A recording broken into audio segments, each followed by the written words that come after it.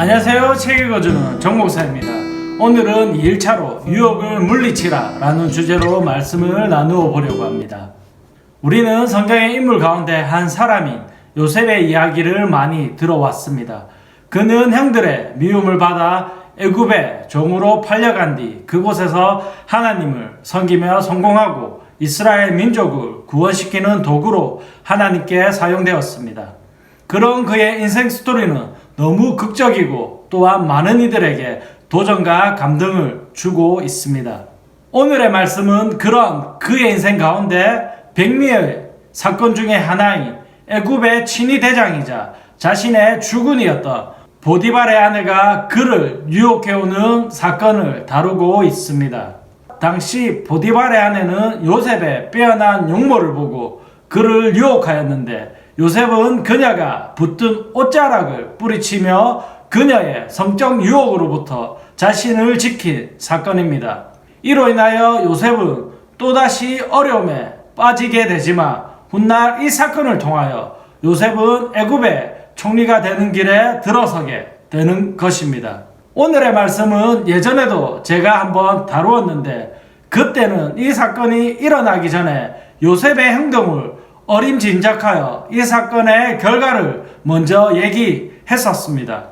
그 당시에 저는 먼저 요셉은 유혹을 받을 만한 상황을 만들지 말아야 한다고 그를 질책하는 투로 말을 했습니다.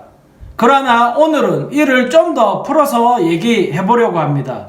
오늘의 말씀에서는 보디발의 아내가 요셉을 유혹하는 일은 하루 만에 일어나지 않았을 겁니다라고 추측하고 있습니다. 소위 말해 요즘 말로 썸을 타다가 서서히 친밀한 관계가 되었고 이후에는 서로 넘지 말아야 할 선 앞에서 요셉은 그제서야 정신을 차리고 그녀를 단절하며 사건을 마무리했습니다. 이에 보디발의 아내는 요셉에 대한 분노와 거절감으로 그를 고발했는지도 모르겠습니다. 이를 오늘의 말씀으로 적용해보면 우리는 삶을 살아가는 현장에서도 이런 일들을 비일비재하게 볼 수 있습니다. 또한 이 영상을 촬영하고 있는 저 역시도 이런 문제에 대하여 자유할 수 없다는 것입니다. 제가 사역 현장에 있을 때 일부의 사역자들은 사역을 핑계로 은근히 이성과의 만남을 즐기는 경우가 더러 있었습니다. 물론 그들이 미혼의 청춘 남녀들이라며 조금은 이해할 수 있습니다. 그러나 사역자가 기혼자임에도 불구하고 사역을 핑계로 은밀한 만남을 가지는 경우가 더러 있었습니다.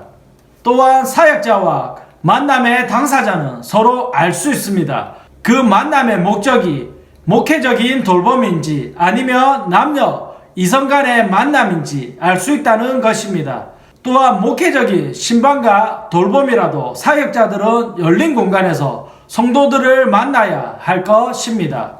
마지막으로 중국의 격언 중에 타락한 성은 함락된 것과 다름없다라는 말이 있습니다.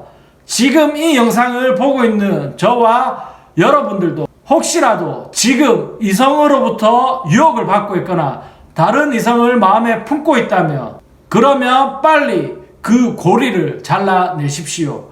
그렇지 않으면 그 결과는 너무나 참혹함을 낳게 됩니다.